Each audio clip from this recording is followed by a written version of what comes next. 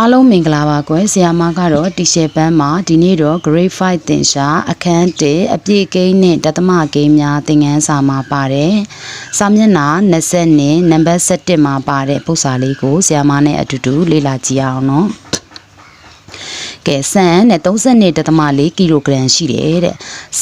8ထဲမှာဆိုရင်နဲ့ဆန်5ကီလိုဂရမ်ထည့်မယ်တဲ့ဒါဆိုရင်5ကီလိုဂရမ်အိတ်တွေဘယ်လောက်ရမလဲတဲ့ဆန်ကီလိုဂရမ်မြင်မြကျန်မလဲတဲ့အဲ့တော့ပုဒ်စာတစ်ပုဒ်ကိုသေချာဖတ်မယ်တစ်ခေါက်နဲ့နားမလဲနှစ်ခေါက်ဖတ်မယ်နှစ်ခေါက်နဲ့နားမလဲတောက်သမီးတို့က3ခေါက်ဖတ်မယ်ပေါ့နော်အဲ့တော့ပေးထားချက်မေးထားချက်ရေးမယ်သူ့မှာရှိတဲ့ဆန်မူလရှိတဲ့ဆန်ဘယ်လောက်ရှိရလဲဆိုရင်32.4ကီလိုဂရမ်ရှိတာအဲ့တော့ဆရာမတို့ကမူလရှိသောဆန်32.4ကီလိုဂရမ်လို့ရေးလိုက်မယ်ဟုတ်ပြီနော်အဲ့တော့8ထဲမှာသူကဘယ်လောက်ကီလိုဂရမ်စီထည့်ချင်တာတော့5ကီလိုဂရမ်စီထည့်ချင်တာအားကြောင့်ဆရာမတို့ကဆန်8တွင်ထည့်မဲ့ဆန်5ကီလိုဂရမ်ဟုတ်ပြီနော်အဲ့တော့ तू ကမေးတယ်အိတ်ညီမြရမြည်နေအဲ့တော့ဆရာမတို့ကမေးထားချက်ရေးမယ်ဆိုရင်ညီမြရဲ့နောက်ကရဆိုတာပါတယ်ညီမြရဲ့ရှေ့မှာအိတ်ဆန်အိတ်ဆိုတာပါတယ်အဲ့ဒါလေးနှစ်ခုကိုပေါင်းရေးပေးမယ်နော်အဲ့တော့ရတော့ရရှိမြည်အိတ်ပေါ့ရရှိမြည်အိတ်ရတော့အိတ်ပေါ့နော်ရရှိမြည်အိတ်ပေါ့ညီမြချင်းဘယ်လောက်လဲကိုမသိသေးဘူးနောက်ထပ်မေးခွန်းတစ်ခုရှိသေးတယ်ညီမြရဲ့နောက်မှာကျန်တဲ့ညီမြရဲ့ရှေ့မှာ10ကီလိုဂရမ်ဘယ်လောက်ကျန်မလဲတဲ့အဲ့တော့ကျန်တော့ဆန်ကီလိုဂရမ်ကိုကြိုက်တယ်ရေးလို့ရတဲ့ question mark မေးခွန်းနှစ်ခုရပြီအဲ့လိုမေးခွန်းနှစ်ခုရပြီဆိုရင်ပထမဦးဆုံးချထားတယ်မသိတဲ့မေးခွန်းကိုဆရာမတို့ဆုံးဖြတ်ချက်ချမယ်ရရှိမည်အိတ်ပေါင်းအဲ့တော့မူလရှိတဲ့ဆန်အဲ့ဒီမူလရှိတဲ့ဆန်ကို5ကီလိုဂရမ်နဲ့စားပေးရမယ်ဘာလို့စားတာလဲဆိုရင်ဆရာမတို့က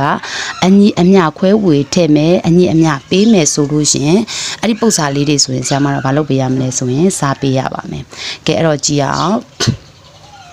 ကဲအဲ့တော့စားလိုက်မယ်ဆိုရင်ဆရာမတို့ကဒီမဲ့စားမယ်32.4ကို9နဲ့စားမယ်အဲ့လိုစားလိုက်တဲ့အခါမှာဆရာမတဲ့တစ်လုံးချင်းကြည့်မယ်ပေါ့နော်3နဲ့ကို9ဝင်လို့ရလားမရဘူးမရတဲ့အခါမှာ32အထိဝင်မယ်ဝင်တဲ့အခါမှာ9လျှောက်လီ30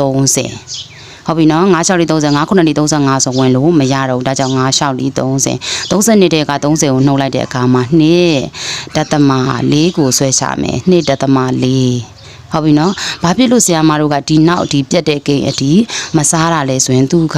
ရရှိမဲ့အိတ်ပေါင်းကိုလိုချင်တာအိတ်အပြည့်လိုချင်တာတသမရဲ့နောက်ကိုဆရာမတို့စားလိုက်မယ်ဆိုရင်ဆယ်လီစိတ်တွေရာလီစိတ်တွေထွက်လာလို့ရှင်အိတ်အပြည့်ကမရတော့ဘူးဒါကြောင့်မို့ဆရာမတို့ကခုကနန်းနေရမှာပဲဆရာမတို့ကဝင်ပေးမယ်အိတ်ပေါင်းကိုလိုချင်တဲ့အတွက်ကြောင့်ဒီလိုပုတ်စာမှာဆိုရင်ပေါ့နော်အဲ့တော့အပေါ်မယ်ကဘာတွေလဲဆိုလို့ရှင်အိတ်ပေါင်းကကြတော့ရှောက်အိတ်ရမယ်ဒါကကြတော့ဘာရမလဲဆိုရင်ကြံတော်ဆန်ရမယ်ဟုတ်ပြီနော်အဲ့တော့အဖြေဒီမှာမေးခွန်း2ခုပေးထားတဲ့အတွက်ကြောင့်အဖြေက2ခုထုတ်ပေးမယ်ရရှိမိအိတ်ပေါင်းကဘယ်နှအိတ်တုံးရှောက်အိတ်ကျန်သောဆန်က